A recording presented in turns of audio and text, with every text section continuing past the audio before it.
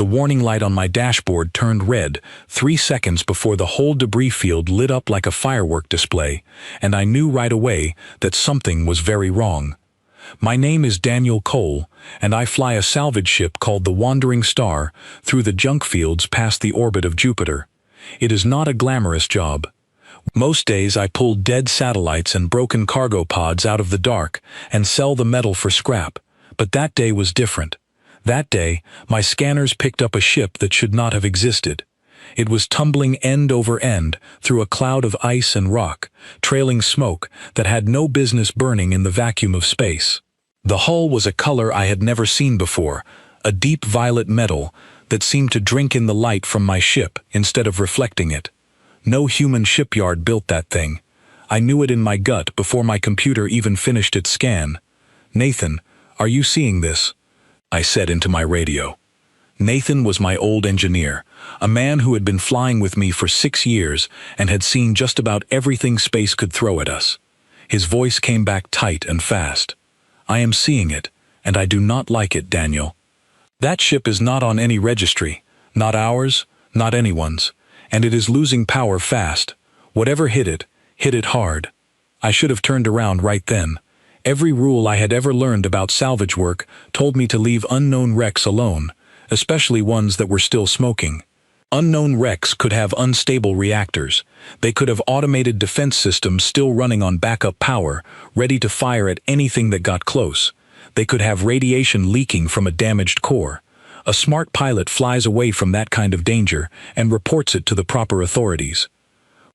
But there was a distress beacon blinking on my screen, pulsing in a rhythm that felt almost like a heartbeat, and something about that pulse made my hands move on the controls before my brain had finished deciding. "We are getting closer," I said.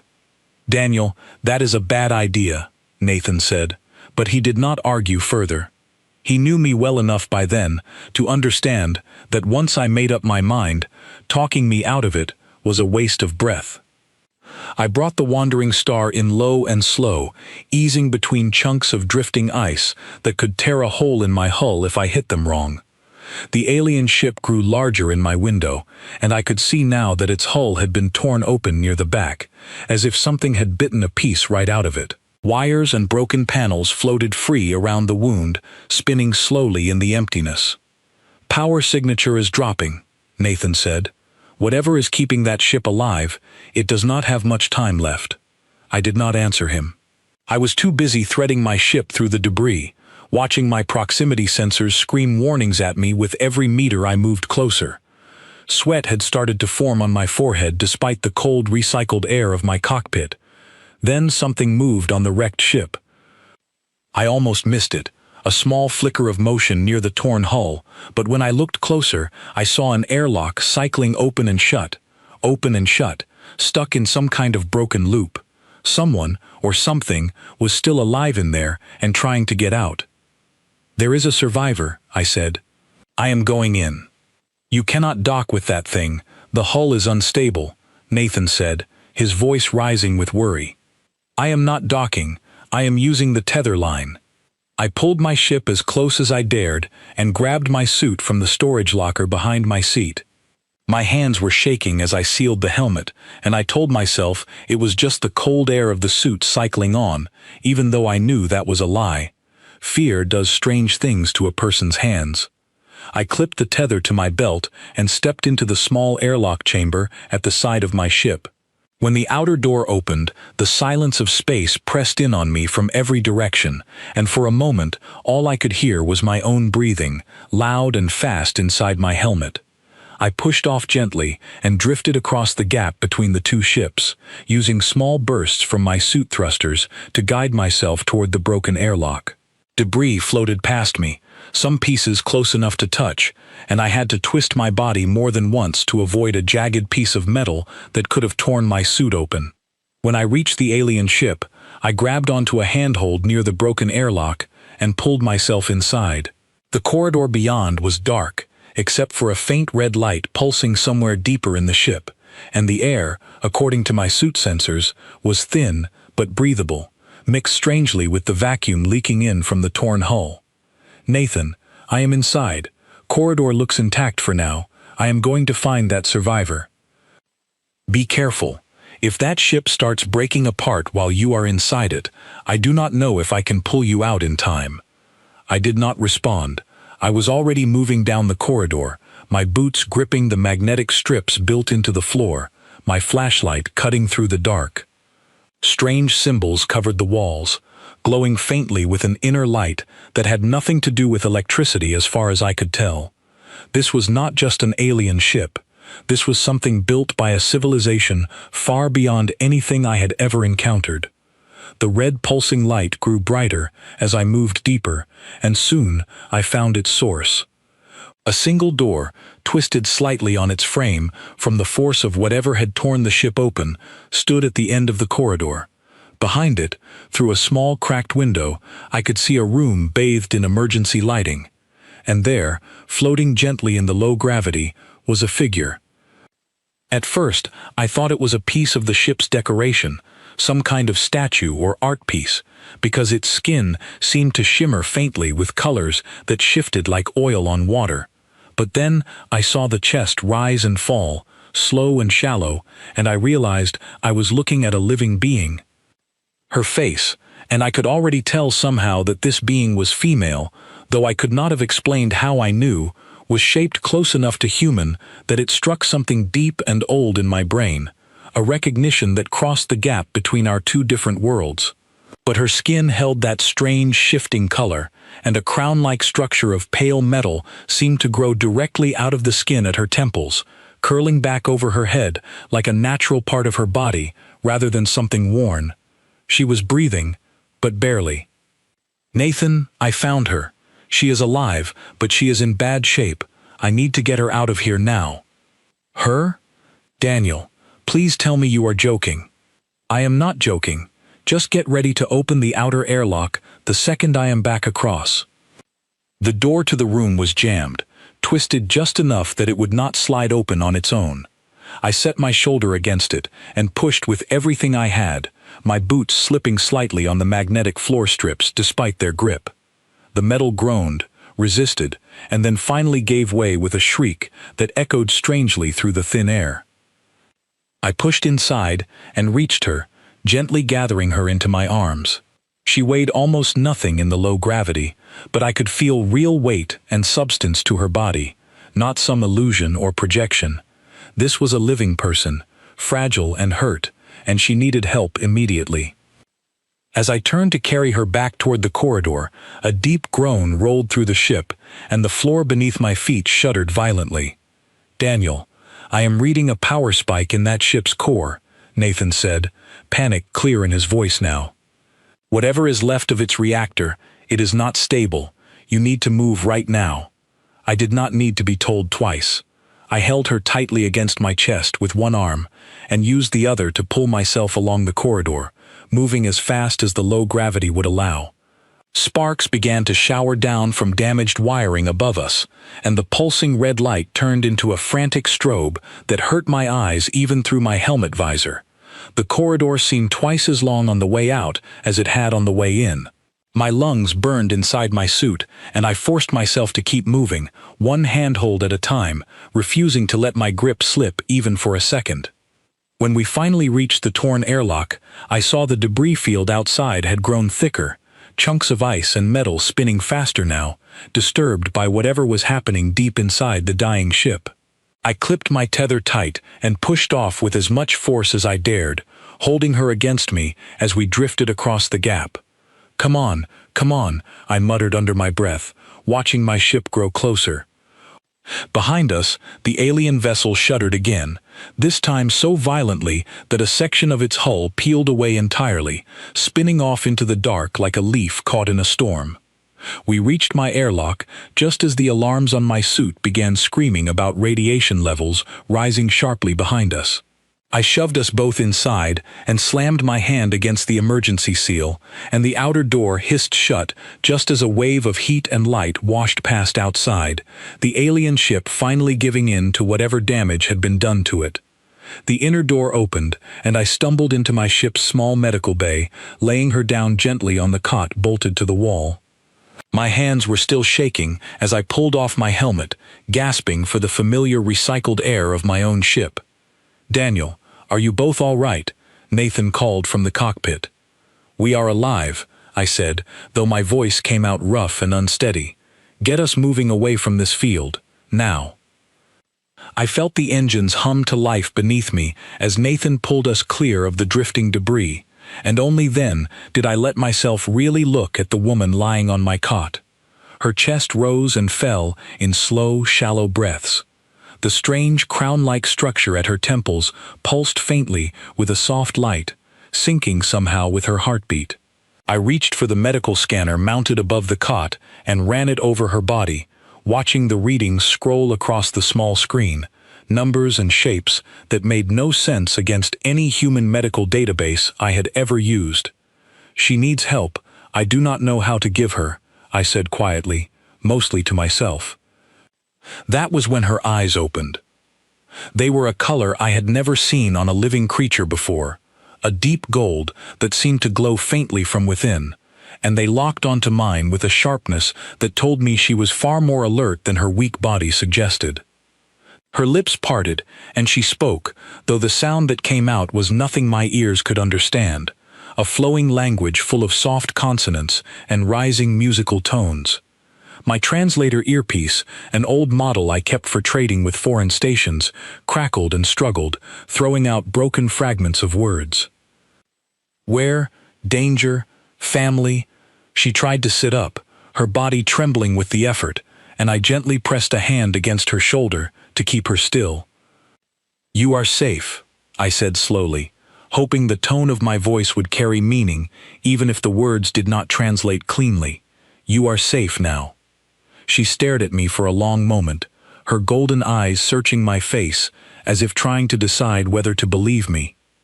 Then, behind her, my cockpit alarms began to chime, softly at first, then louder. "Daniel," Nathan called out, his voice tight with tension, "we have 3 unknown ships, just entered the debris field behind us, and they are moving fast. I do not think they are salvage crews." I looked down at the woman on my cot, at the fear flickering behind her golden eyes, and I understood, with a cold certainty settling into my chest, that whatever had destroyed her ship was not finished looking for her yet. And now, because I had pulled her out of the wreckage, it was looking for me too. The 3 ships closing in on us did not look like rescue vessels, and they did not look like they wanted to talk. "Daniel, they are gaining on us," Nathan said from the cockpit, his voice tight. "Sleek design, no visible weapons that I can identify, but that does not mean they are not armed. What do you want me to do?" I looked down at the woman on my medical cot. Her golden eyes were still fixed on me, but now they had shifted, drifting past my shoulder toward the small window at the back of the medical bay, where the 3 ships were visible as distant points of light, growing steadily larger. She said something, fast and urgent, her translated words coming through my earpiece in broken pieces. "Not rescue, hunters." "Hunters," I repeated. "They are hunting you?" She nodded, a small, weak motion, but unmistakable. Then she reached out and grabbed my wrist with surprising strength for someone who had been unconscious only minutes earlier. Her skin was warm, warmer than mine, and the shifting colors beneath it seemed to pulse faster. "Please," she said, and this word came through clear, whole, understood. "Please, do not let them find me." I did not know this woman. I did not know her name, her people, or why 3 unmarked ships were chasing her through a debris field near Jupiter.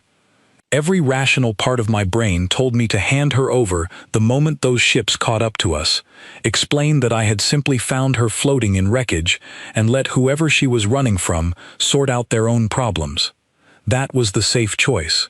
That was the choice that would keep my ship, my crew, and my life intact.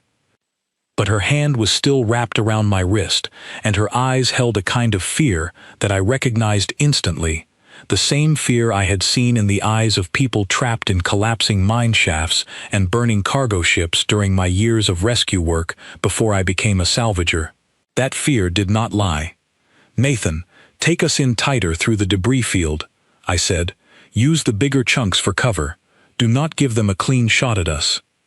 "Understood," he said, though I could hear the doubt in his voice. The ship lurched as Nathan banked hard, weaving between tumbling pieces of ice and broken metal. I braced myself against the cot, keeping one hand on the woman to steady her, and felt the whole vessel groan under the strain of sudden maneuvers it was never designed for. "They are not falling for it," Nathan called back a moment later. "They are matching our course. Whatever those ships are, they are fast." I looked at the woman again. "Can you tell them to stop? Can you talk to them?" She shook her head firmly, and this time her words came through clearer, as if her strength was slowly returning, along with her fear driving her to communicate faster. "They will not stop. They were sent to take me back, or to make sure I never return at all." That last part chilled me. What does that mean? Her golden eyes dropped for a moment, and when she looked back up at me, there was something raw and exhausted behind them, something that had clearly been carried for a long time before I ever found her floating in that wreck.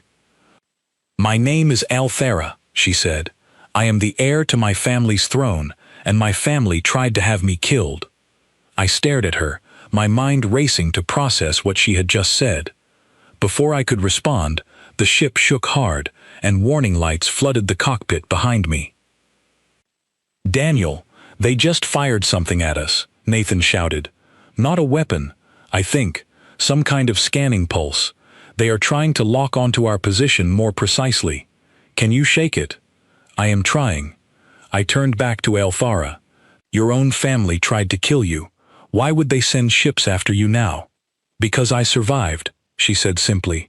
"And as long as I am alive, I am a threat to the ones who tried to remove me. They cannot allow me to reach anywhere I might tell my story, or worse, return to challenge what they have taken." The ship rocked again, harder this time, and I heard metal groan somewhere near the engine section. "Daniel," Nathan called, "I do not think we can outrun them in open space. We need to either fight, which we are not equipped for, or find somewhere to hide, or find someone to help us." I thought fast. My mind ran through every contact I had, every station and outpost within reach, and one name surfaced immediately. "Grace," I said. "Nathan, patch me through to Grace at the Meridian station. She still owes me a favor." Grace ran a small independent trading post built into a hollowed asteroid 3 hours from our current position. A rough but honest place where questions were rarely asked and help was often given anyway if you had earned enough trust. I had pulled her out of a dangerous situation with pirates 2 years earlier, and she had never let me forget that she owed me for it. While Nathan worked the comms, I turned back to Althara. "If we make it to this station, will you be safe there?" "No one is safe from them for long," she said, "but it will buy time. Time is more than I have had in many days." Something about the exhaustion in her voice made me pause. "How long have you been running?" She looked down at her hands, and for a moment the fierce alertness in her eyes softened into something more vulnerable. "Since the day my mother, the queen, was removed from her throne, my uncle claimed the crown was rightfully his, said the succession laws favored him in her absence. When I refused to accept his claim, when I spoke against him before the ruling council, that same night my personal ship was attacked while I slept. Your own uncle tried to kill you. He did not do it himself," she said. "He is too careful for that. He sent hunters, the same kind now chasing us, trained to make such things look like accidents, failures of engineering, unfortunate encounters with debris fields, much like the one you found me in." The pieces clicked together in my mind, cold and clear. "The damage to your ship, that was not an accident." "No," she said, "it was very much intended to look like one." Nathan's voice broke through again. "Daniel, Grace is answering. She says she will let us dock, but she wants to know exactly what kind of trouble we are bringing with us before she opens her doors." "Tell her the truth," I said. "Tell her everything, and let her decide." There was a pause, and I could hear Nathan relaying the situation, his voice muffled slightly by distance from the comm unit. When he came back, His tone had changed, quieter and more serious. "She says she will help, but she wants you to know, Daniel, this is the last favor. After this, we are even, and she does not want to know what happens to us if we ever come asking again." "Understood. Get us there as fast as you can."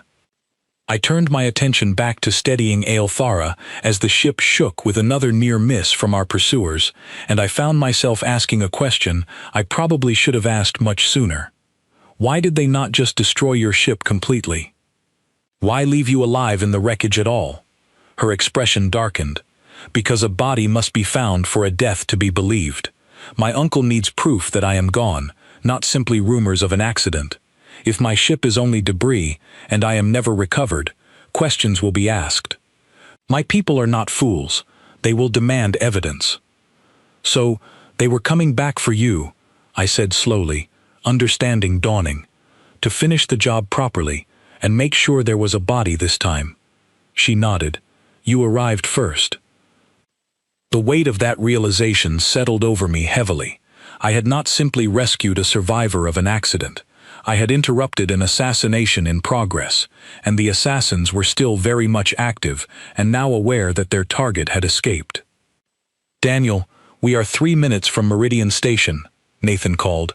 "Those ships are still on us, and they are closing the gap. I do not think we make it there without them getting a shot at us first." I looked around the small medical bay, my mind racing for options. "Aelthara, is there anything on your ship, anything you were carrying, that they might want besides you? Any reason they would break off the chase if they thought you were truly gone?" She thought for a moment, then reached up and touched the crown-like structure fused at her temples. "This," she said. "This marks me as royal blood, connected to the throne itself through generations of tradition. If this were destroyed, along with proof of my identity, perhaps they would believe the mission complete." "You are not cutting that thing off your head," I said immediately.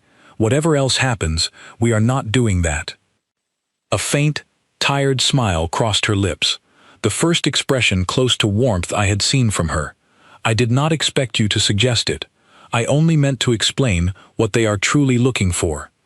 The ship shuddered violently as another scanning pulse washed over us, and Nathan's voice came through, strained with effort. "Daniel, Meridian Station is in sight, but those ships are matching our speed exactly now. They are not going to let us simply dock and disappear." I made a decision then, fast and instinctive, the same way I had decided to board that wrecked ship in the first place. "Nathan, when we get close enough, cut all external power and drift the last stretch. Let them think we have lost engine function. Maybe it buys us the seconds we need to get inside the station's shielded dock before they realize we are still moving under our own control." "That is a big risk," Nathan said. "I know. Do it anyway." The engines cut, and the ship fell into an eerie silence, drifting now on pure momentum toward the distant lights of Meridian Station. I held onto the edge of the cot, watching Aelthara's face in the dim emergency lighting, her golden eyes fixed on mine with an intensity that felt like she was studying me, trying to understand something about who I was and why I had chosen to help her at all. "Why did you do this?" she asked quietly. "Why risk your ship, your crew, your own life, for someone you do not know, from a world you have never heard of?" I thought about the question for a moment, before answering honestly. "Because you needed help. And where I come from, that is usually reason enough." She stared at me for a long moment, something unreadable moving behind her golden eyes, and then she looked away, toward the window where Meridian Station grew larger against the darkness of space.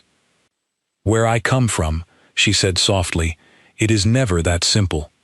The station's dock loomed ahead of us now, its shielded entrance a dark mouth waiting to swallow us into safety, if we could only reach it before our pursuers realized the trick and opened fire. "Almost there," Nathan whispered, more to himself than to anyone else. I held my breath, watching the gap close, praying silently that whatever gods existed among the stars would let us slip through before the hunters behind us understood what we had done. We slipped through the shielded entrance of Meridian Station with only seconds to spare, and the moment our hull crossed the threshold, the massive doors began grinding shut behind us, sealing away the darkness of open space and, hopefully, the 3 ships that had been hunting us. Nathan brought the engines back online, just enough to guide us gently into an empty docking bay, and I felt the whole ship shudder as the clamps locked around our hull, holding us steady against the station's slow rotation. For a moment, none of us spoke. We simply sat there, listening to our own breathing, waiting to see if the hunters had followed us through before the doors closed. "Daniel," Nathan finally said, his voice hoarse, "I think we made it." I let out a breath I had not realized I was holding, and looked down at Aelthara, who was gripping the edge of the cot with both hands, her golden eyes wide and alert despite her obvious exhaustion. "We are safe for now," I told her. "For now," she repeated quietly, as if testing the weight of those words. Grace met us at the airlock, personally, a tall woman with sharp eyes and gray streaks through her dark hair, wearing the kind of practical jumpsuit that spoke of years spent doing hard physical work rather than sitting behind a desk. She took one look at Aelthara, standing weakly but upright beside me, and her expression shifted from curiosity to something more serious. "You were not exaggerating," Grace said to Nathan before turning her attention to me.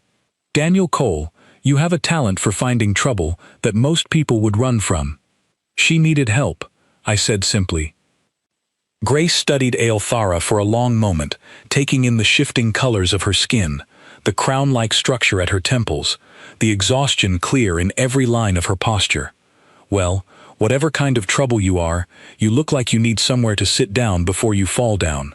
Come on, my medical bay is small, but it works." We settled Aelthara into a small private room off the station's medical bay, and Grace's own doctor, an older man named Peter who had seen enough strange injuries in his years running medical care for smugglers and salvagers to no longer be shocked by anything, ran a careful set of scans and did what he could with the limited equipment available. It was not much compared to what her own advanced technology might have offered, but it was enough to stabilize her, and slowly the tired slump in her shoulders eased into something closer to rest.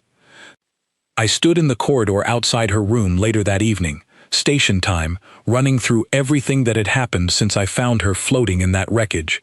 Nathan found me there, leaning against the wall, and handed me a cup of hot recycled coffee that tasted faintly of metal, as it always did on stations like this. "You know this is not over," he said. "I know.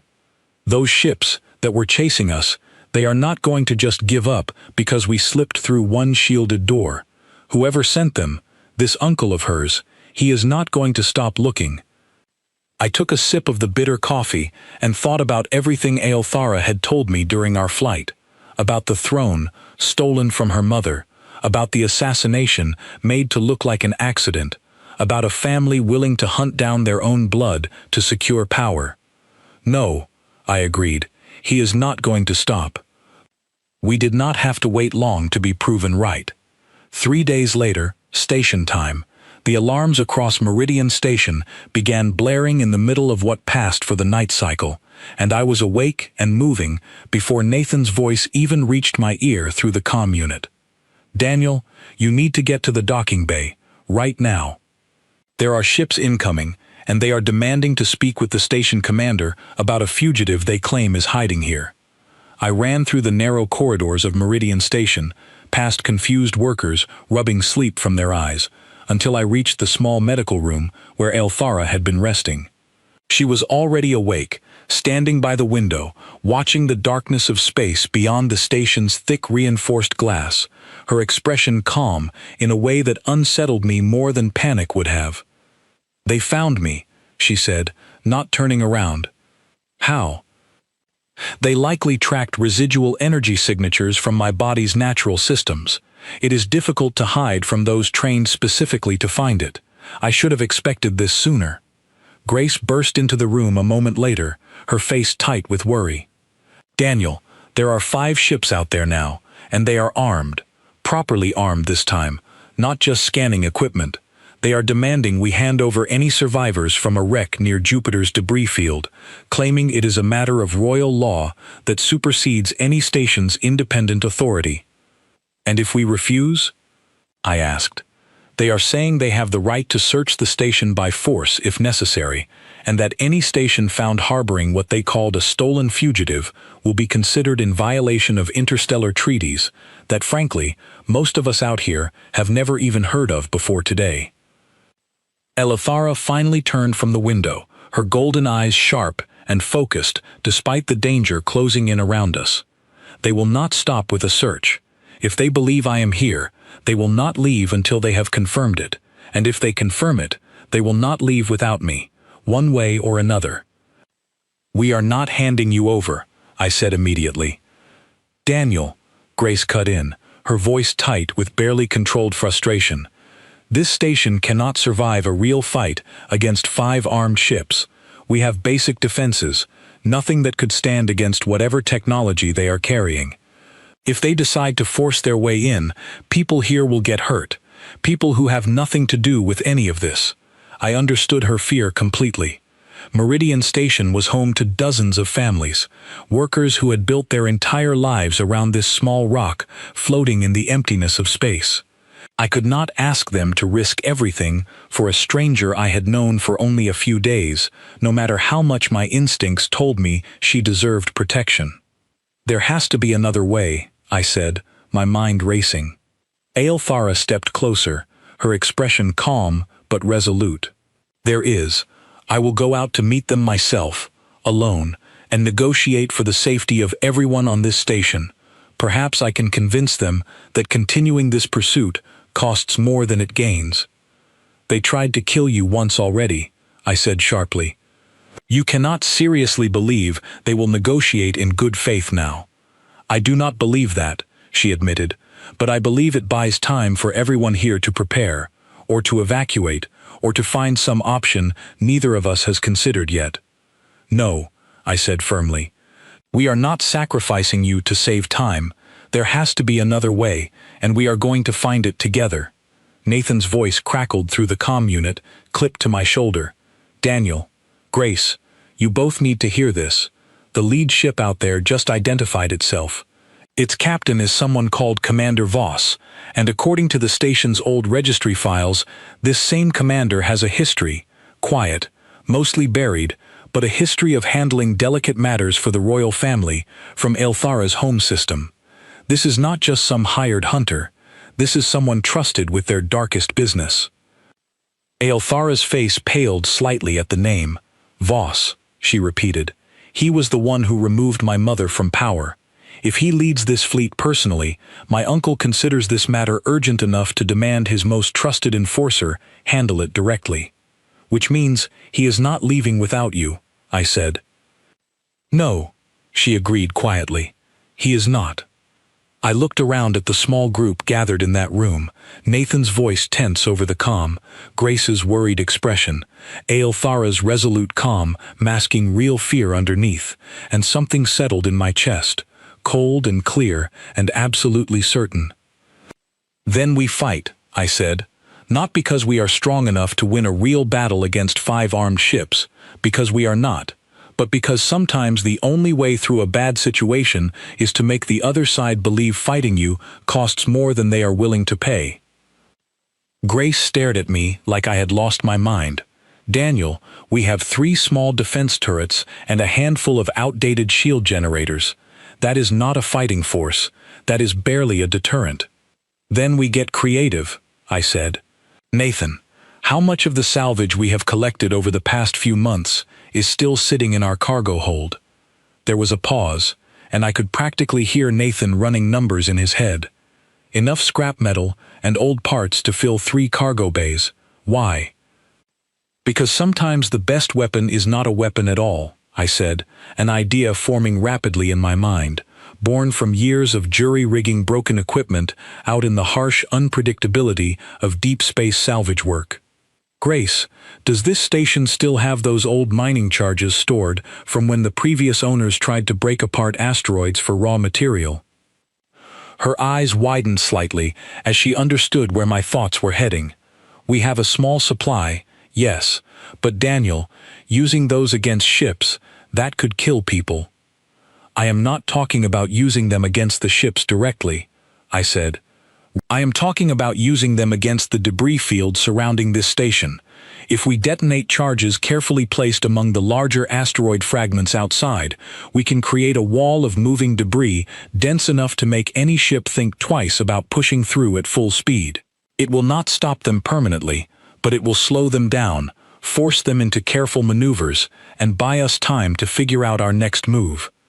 Nathan's voice came back excited now, catching on to the plan. That could work. Their scanners are more advanced than ours, sure, but even advanced scanners cannot make solid rock disappear. If we time it right, we create a natural barrier they have to navigate slowly. And while they are navigating slowly, I continued, we use every old ship and shuttle in this station's dock, loaded with just enough basic thrust to move, to create false signatures on their scanners. Confuse them about which vessel actually holds Aelthara. Make them waste time and resources chasing shadows instead of the real target. Grace looked between me and Nathan, and slowly, a grim kind of respect crossed her face. This is either the smartest plan I have heard in years, or the most reckless one.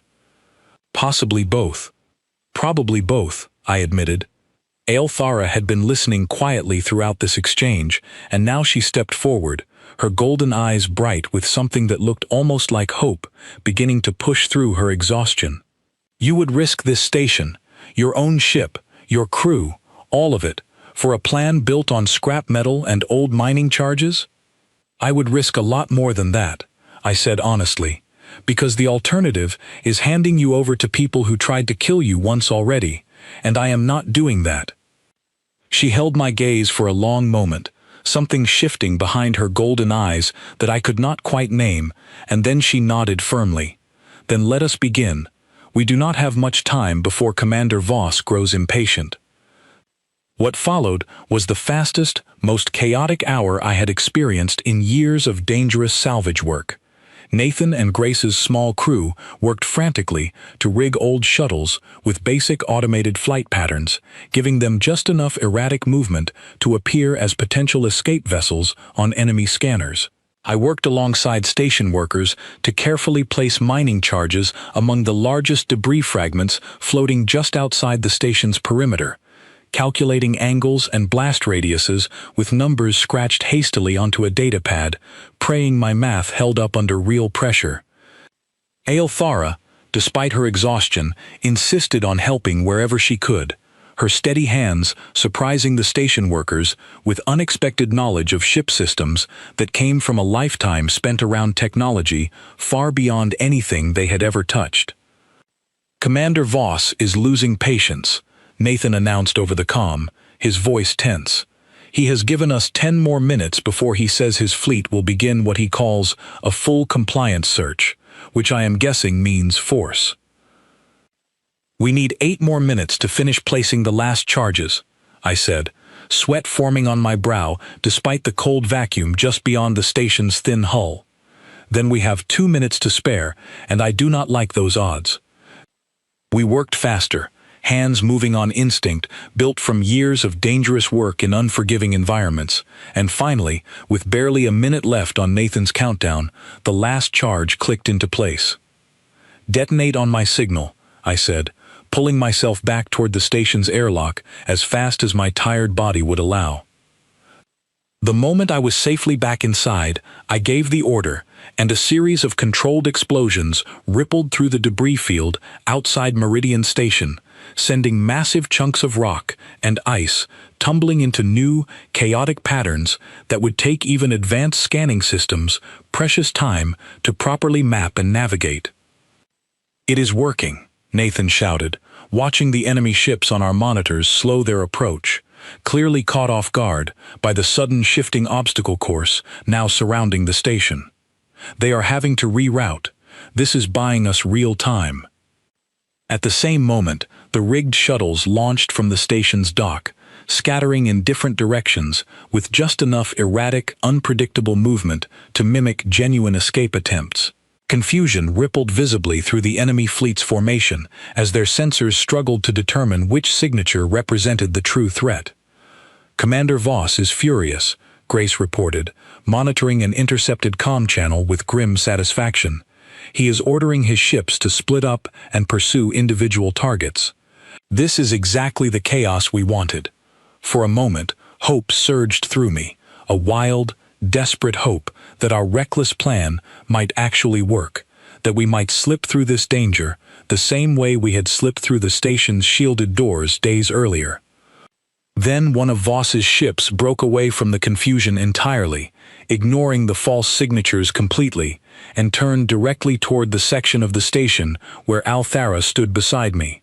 "He knows," Althara said quietly, her voice steady despite the danger closing in. "Voss has hunted enough targets to recognize a diversion when he sees one.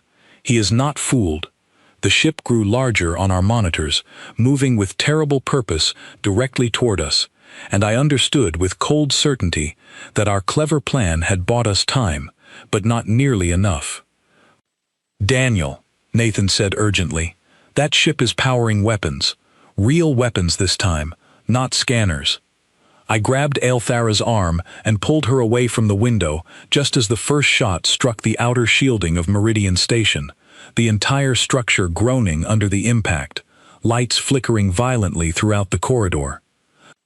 "We need another plan," Grace shouted over the chaos. "Right now." I looked at Althara, at the fierce determination burning behind her exhausted golden eyes, and felt something shift inside me, a certainty that had been building since the moment I first pulled her from that wreckage. "There is one more option," I said, "but it means putting my own ship directly in harm's way." "Daniel, no," Nathan said immediately, understanding my intention before I even finished speaking. "There is no other choice," I said. "The Wandering Star still has enough fuel and maneuverability to draw their fire away from the station entirely. If I can get Voss's ship to chase me instead, it gives everyone here a real chance to escape this fight without further damage." "That is suicide," Grace said flatly. "Maybe," I admitted, "but it is a chance, and right now, a chance is more than we had a moment ago." Althara grabbed my arm before I could move, her grip surprisingly strong. "I am coming with you." "Absolutely not," I said. "You are the target. If you are on my ship, we are just delivering exactly what he wants." "If I am not on your ship," she countered fiercely, "he will simply destroy it without hesitation, believing his search continues elsewhere. But if he knows I remain aboard, he must be more careful, must avoid destroying the vessel outright for fear of losing what he came for entirely. My presence protects you as much as it endangers you." I stared at her, weighing the terrible logic of her words against every instinct screaming at me to keep her far away from danger. Another impact rocked the station, closer this time, and the decision made itself. "Fine," I said, "but you do exactly as I say the moment we are aboard. No arguments." For the first time since I had met her, a genuine, fierce smile crossed Althara's face, sharp and determined. "Agreed." We ran together through the shaking corridors of Meridian Station, toward the docking bay where the Wandering Star waited, and toward a confrontation that would decide far more than either of us yet understood. We made it aboard the Wandering Star, with the station shuddering around us from another impact, and Nathan was already strapped into the co-pilot seat, hands flying across the controls before I had even reached my own chair. "Undocking now," he said, his voice tight with focus. "Hold on to something." The moment we cleared the station's dock, Commander Voss's ship turned its full attention toward us, exactly as I had hoped, and exactly as I had feared. Weapons fire streaked past our hull, close enough that the whole ship rattled from the shockwave, and I gripped the controls tightly, throwing us into a hard turn through the scattered debris field we had created only minutes earlier. "He is following," Nathan called out. "Full pursuit, weapons still hot." Althara had strapped herself into the small jump seat behind us, and despite the violent shaking of the ship, her voice remained steady. "He will not fire directly at the cockpit while I am aboard. He needs proof of my death, not simply destruction of an unmarked vessel. Aim for damage that disables, not damage that kills. That is where his shots will land. That is somehow both reassuring and deeply unsettling, I muttered, weaving the wandering star between tumbling chunks of ice as another shot grazed past our hull. We fought through that debris field for what felt like hours, but was likely only minutes, my old ship groaning and creaking under maneuvers it had never been designed to survive. Every instinct I had built over years of navigating dangerous salvage runs came rushing to the surface, guiding my hands across controls worn smooth from years of use. Then, just as Voss's ship closed the gap dangerously close behind us, Nathan shouted something that made my heart leap with sudden hope. "Daniel, our old jury-rigged repairs on the secondary thruster. Remember that patch job we did last month with scrap wiring? It just kicked in a backup boost we did not even know we still had installed." The ship lurched forward with an unexpected burst of speed, throwing distance between us and our pursuer, and I laughed despite the danger, a short, disbelieving sound. "Human engineering," I said, "never pretty, never elegant, but somehow it always finds a way to keep working." Aelthara, gripping the edge of her seat tightly, stared at the readouts on the small screen beside her, with something like genuine astonishment. "Your ship should not have survived that pursuit at all, based on every calculation my people's technology would predict, and yet it continues to function, continues to adapt, using methods no engineer of my world would ever consider reliable." "We do not always aim for reliable," I said, pulling the ship into another sharp turn. "Sometimes we just aim for working, and figure out reliable later." We managed to put enough distance between ourselves and Voss's ship that he eventually broke off pursuit, likely recalculating his approach now that his direct assault had failed to produce results. By the time we circled back toward Meridian Station, the rest of his fleet had already begun withdrawing as well, apparently deciding that a chaotic debris field and a station full of unpredictable defenders was not worth the resources required for a prolonged siege, at least not without proper reinforcement. "They are retreating," Grace confirmed over the comm, relief evident in her voice. "For now, at least." We docked back at Meridian Station to find the damage more manageable than I had feared, mostly surface scarring and a few disabled systems that Grace's crew could repair within days. No one had been seriously hurt, a small miracle given how close that fight had come to disaster. In the days that followed, something shifted in the small world aboard the Wandering Star and within the walls of Meridian Station. Aelthara, still recovering her full strength, began spending more time among the station workers and my own small crew, watching us with a quiet curiosity that gradually deepened into something more thoughtful. I found her one evening in the station's small communal dining area, sitting across from an older woman named Olivia who ran the station's modest kitchen, listening intently as Olivia described, with great animation, the story of how she had once talked down an armed pirate captain using nothing but a large kitchen knife and a surprising amount of stubborn confidence. "You did not have any real weapon training," Aelthara said, clearly fascinated. "You simply decided you would not back down, despite the danger." "That is about the size of it," Olivia said, laughing. "Sometimes stubbornness is the only weapon you need." Aelthara caught my eye across the room and gave me a small, thoughtful smile before turning back to Olivia's next story. Later that night, she found me on the small observation deck near the station's edge, staring out at the stars while I tried to process everything that had happened over the past week. "Your people are strange," she said, settling into the seat beside me. "I have heard that before," I said, smiling faintly. "I do not mean that as an insult," she clarified quickly.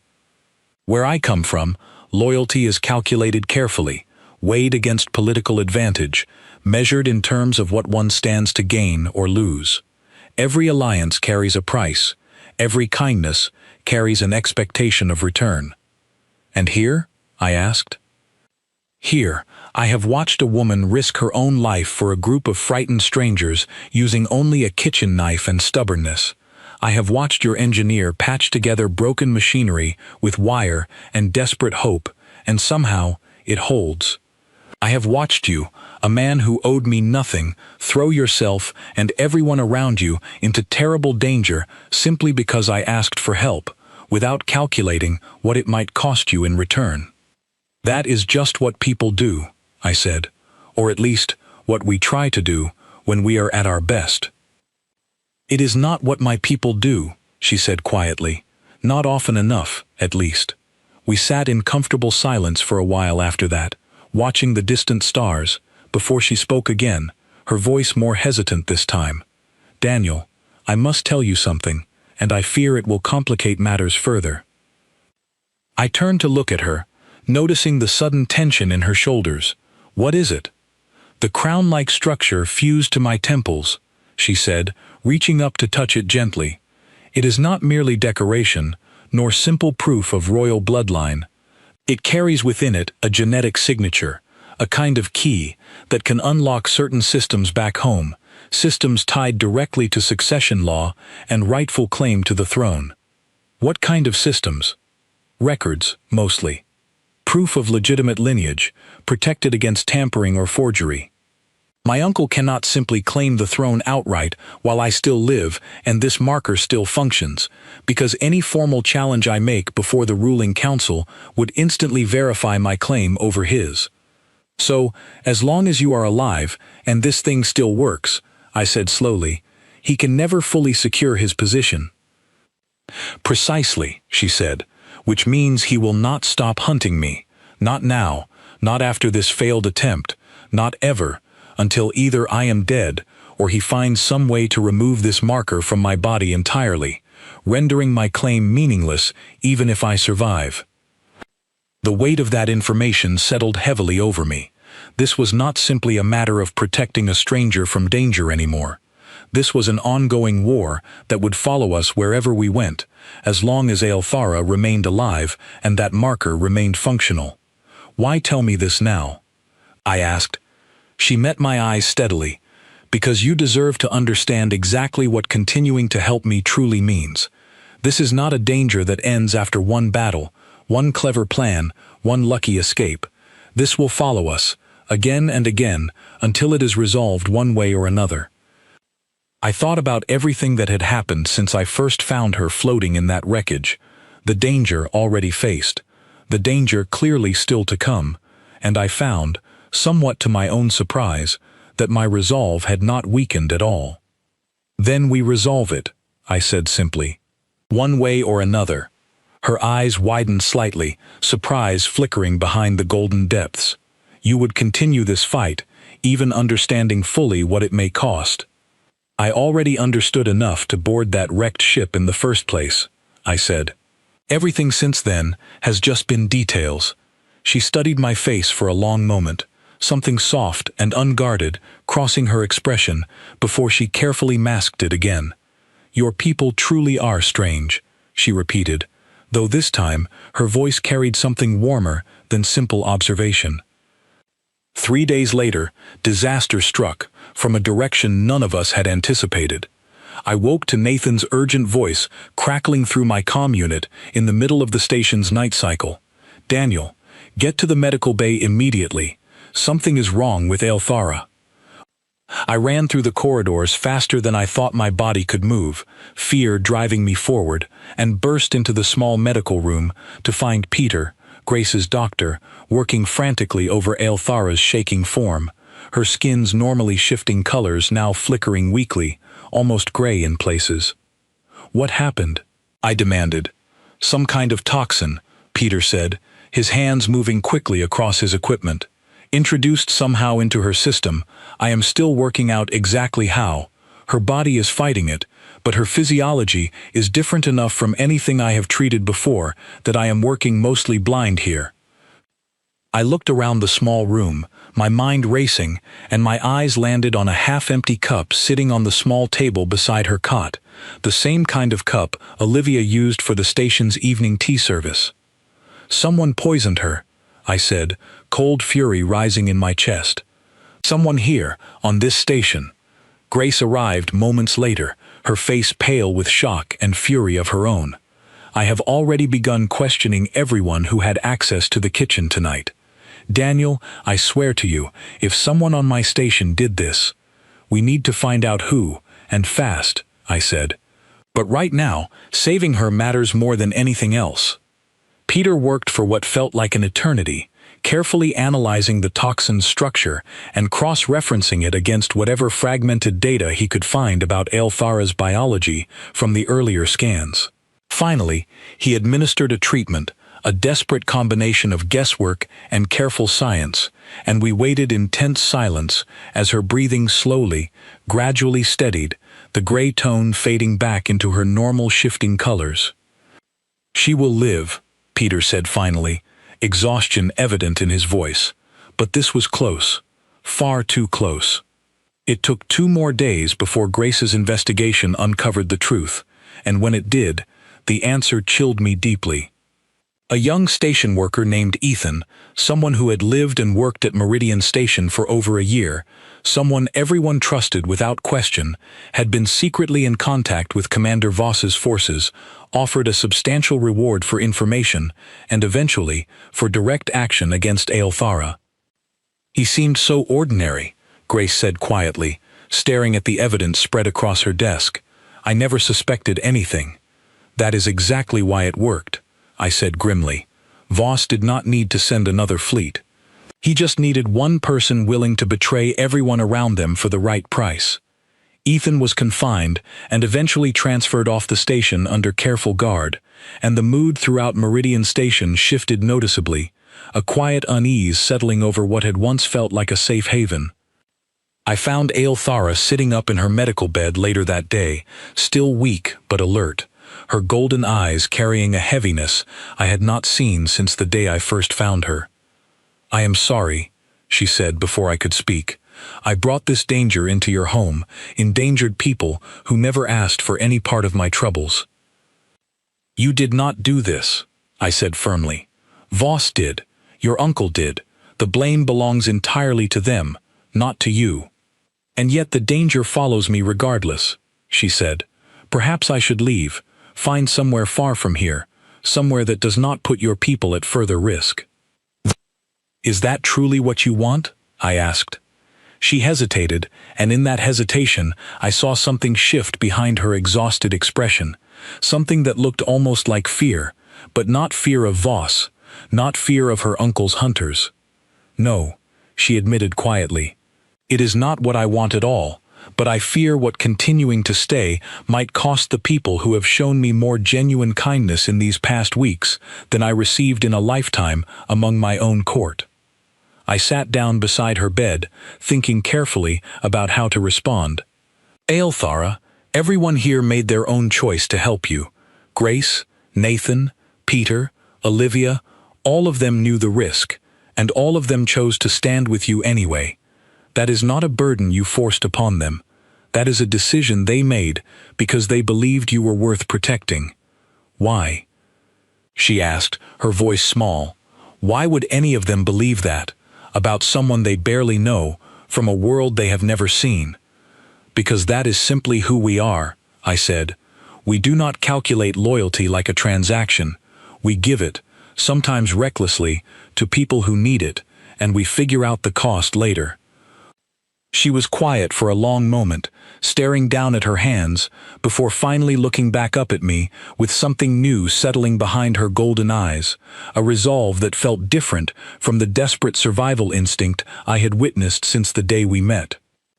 "Then I will not run from this any longer," she said firmly. "If your people are willing to stand beside me, despite the danger, then I owe it to all of you, and to myself, to stop simply hiding, and instead find a way to end this properly, once and for all." "What are you thinking?" I asked, though something in her expression already told me the answer would involve far greater risk than anything we had faced so far.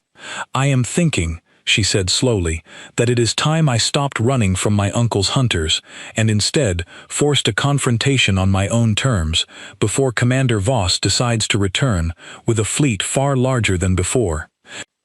2 weeks later, we sat in the small conference room aboard Meridian Station, gathered around a table covered with data pads and star charts, planning something that felt closer to madness than strategy. "You want to send a message directly to your uncle's court," Grace said slowly, as if repeating the plan aloud might reveal some flaw hidden within it, announcing exactly where you are and demanding a formal hearing before the ruling council. "Yes," Aelthara said calmly. "That is the same as painting a target on this entire station," Nathan said, disbelief clear in his voice. "Not quite," Aelthara replied, "because I will not be requesting this hearing quietly, through channels my uncle can suppress or manipulate. I will be broadcasting the request publicly, across every channel my people's network still monitors, forcing witnesses among the nobility and common citizens alike to hear my voice directly, unfiltered by whatever lies my uncle has spread since claiming the throne." I studied the star charts spread across the table, understanding the plan slowly taking shape. "You are betting that once your people hear you are alive, hear your own voice, claiming the throne rightfully yours, your uncle will not be able to simply erase the problem quietly anymore." "Precisely," she said. "A quiet death in some distant debris field could be explained away. A public challenge, witnessed by thousands, cannot be so easily buried. And if he decides to attack anyway, regardless of witnesses?" Grace asked. "Then he reveals his true nature before the very council whose support he desperately needs," Aelthara said. "Either path forces him into a corner from which he cannot easily escape." I looked at her carefully. "This puts you directly in his crosshairs, more than ever before." "Yes," she agreed, "but it also means I stop being merely prey, hiding in shadows, waiting for the next attack. I become instead a rightful heir, publicly demanding justice before witnesses who cannot simply be paid off or silenced." The plan took another week to prepare properly. Aelthara worked with Grace's communications team to establish a signal powerful enough to reach her home system's networks, while Nathan and I focused on preparing the Wandering Star and Meridian Station's limited defenses for whatever response might follow such a bold challenge. Throughout that week, I noticed subtle changes in how Aelthara carried herself, a growing steadiness replacing the fear and exhaustion that had defined her since the day I found her. She spent hours talking with station workers, learning their stories, sharing pieces of her own life among the stars in return, and slowly, the distance between her world and ours seemed to shrink with every conversation. On the evening before we planned to send the broadcast, I found her once again on the small observation deck, staring out at the stars with an expression I could not quite read. "Are you frightened?" I asked, settling into the seat beside her. "Terribly," she admitted, "but less frightened than I have been since the night my ship was first attacked. Strange, is it not, how facing danger directly can feel less overwhelming than running from it endlessly?" "Not so strange," I said. "Running gives fear room to grow. Standing your ground, at least you know exactly what you are facing." She turned to look at me, something thoughtful behind her golden eyes. "Daniel, whatever happens tomorrow, I want you to understand something clearly. You did not simply save my life that day in the wreckage. You gave me something I had never truly experienced before, a place where kindness is given freely, without calculation, without expectation of return. Whatever the outcome of this confrontation, that gift changed something within me permanently. I did not quite know how to respond to that, so I simply said, 'We are not done yet. Let us get through tomorrow first, and then you can thank me properly.'" She smiled, a genuine warm expression that had become more common over these past weeks, and we sat together in comfortable silence until the station's night cycle finally called us both toward whatever rest we could manage before the coming storm. The broadcast went out precisely at the appointed hour the following day, Aelthara's voice steady and clear as she addressed her people directly for the first time since the night her ship had been attacked. She spoke of her mother's unjust removal from power, of the assassination attempt made to look like accident, of her survival and her rescue by strangers from a distant world who asked for nothing in return beyond the simple desire to help someone in danger. She demanded a formal hearing before the ruling council, invoking ancient laws of succession that her uncle could not simply ignore without revealing his own guilt before the very citizens whose support he required. The response came faster than any of us expected. Within hours, sensors across Meridian Station detected a massive fleet approaching, far larger than the small group that had confronted us weeks earlier. My heart sank as I watched the numbers on our screens climb steadily higher, dozens of ships forming a formation that dwarfed anything our small station could hope to withstand. "Daniel," Nathan said grimly, watching the same numbers, "this is not Voss returning with reinforcements. This formation, the way they are arranged, this looks like something else entirely." Elthara studied the readouts carefully, and slowly, something like disbelief crossed her expression. "This is not my uncle's personal fleet," she said. "This formation belongs to the ruling council itself. They have sent official representatives, not simply hunters." "Is that good or bad?" Grace asked tensely. "I do not know," Elthara admitted. "It depends entirely on why they have come and whose side they intend to take." The fleet arrived within the hour, and a single ship, far more elegant and formal than Voss's aggressive vessels, requested permission to dock directly at Meridian Station. Elthara insisted on meeting them personally, and despite every instinct screaming at me to keep her hidden and protected, I understood this was a battle she needed to face directly, on her own terms. We stood together at the docking bay entrance as the ship's doors opened and a tall, dignified figure stepped out, flanked by several armed guards wearing formal uniforms unlike anything Voss's hunters had displayed. This new arrival's skin held the same shifting colors as Elthara's, though muted with age, and a crown-like structure similar to hers, though more elaborate, curled across the sides of their head. "Councillor Marin," Elthara said, bowing slightly with careful formality. "I did not expect the council itself to answer my broadcast so directly." "Your uncle did not expect it either," Councillor Marin said, their voice carrying a weight of authority that filled the entire docking bay. "Which perhaps explains why he has already been detained, pending formal investigation into the circumstances surrounding your mother's removal from power and the attack against your own life." Elthara's composure faltered slightly, surprise clear in her expression. "Detained? So quickly?" "Your broadcast reached far more ears than perhaps you anticipated," Councillor Marin said, "including several members of the council who had long harbored suspicions about the convenient timing of your mother's removal, but lacked sufficient evidence or sufficient courage to challenge your uncle's claim directly. Your public survival and your public accusation provided both the evidence and the courage previously missing."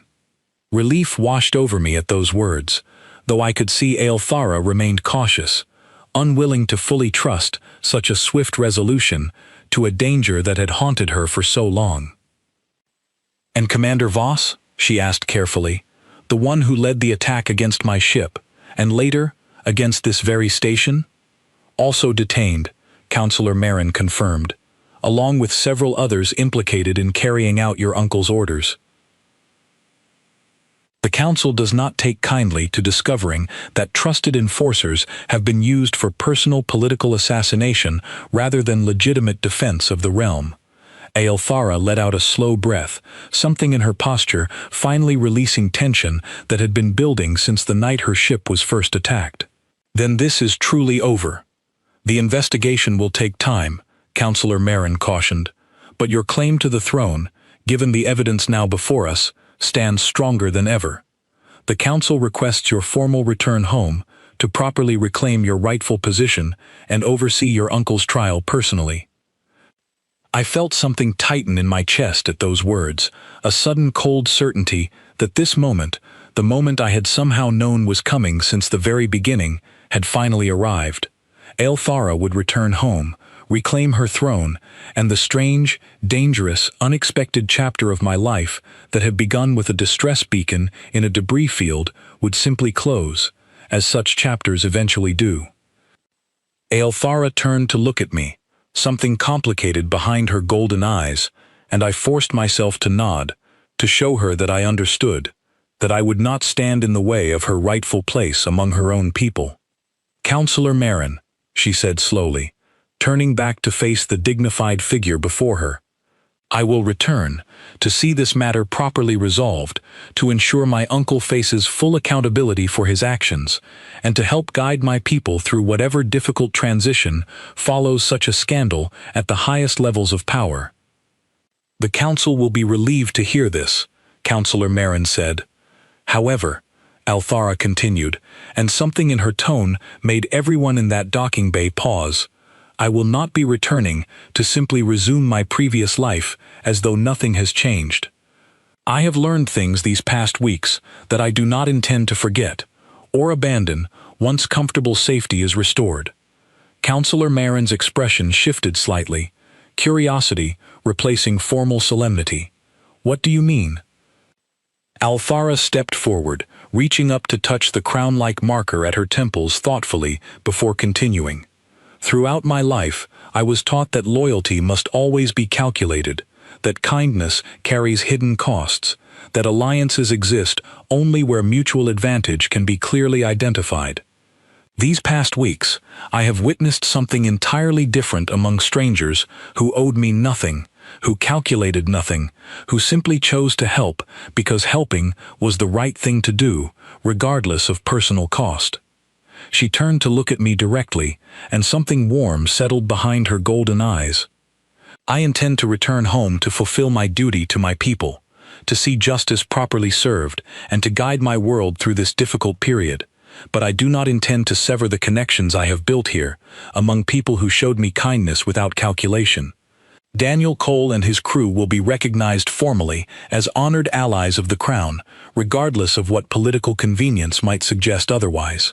And when my duties allow, I fully intend to return to this station and to this ship, because I have found something here worth preserving, something my own world would benefit greatly from learning."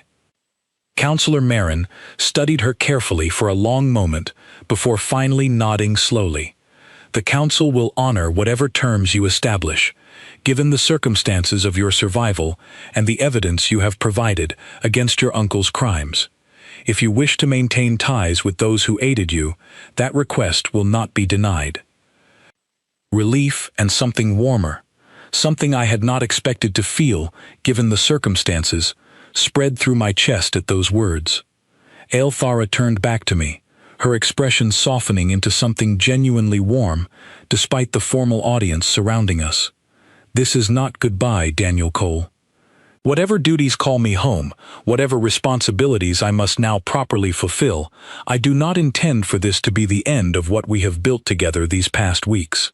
"I am glad to hear that," I said honestly, unable to keep a small smile from forming, despite the strange formality of the moment. "I will return," she said firmly. "Perhaps not immediately, given the difficult work ahead of restoring proper order to my world, but I will return. This, I promise you." Nathan clapped a hand on my shoulder, grinning, despite the exhaustion clearly evident on his face from the past few chaotic weeks. "Well, Daniel, I suppose this means our quiet salvage business has officially become something far more interesting." "I suppose it does," I said, watching Aelthara turn to begin the formal proceedings of her departure alongside Counselor Marin. Before she boarded the council's ship, she paused once more beside me, her golden eyes searching my face carefully. "Thank you," she said simply, "for everything, for choosing to help a stranger, without hesitation, without calculation. I do not believe I will ever fully understand what drove you to make that choice, but I am endlessly grateful that you did."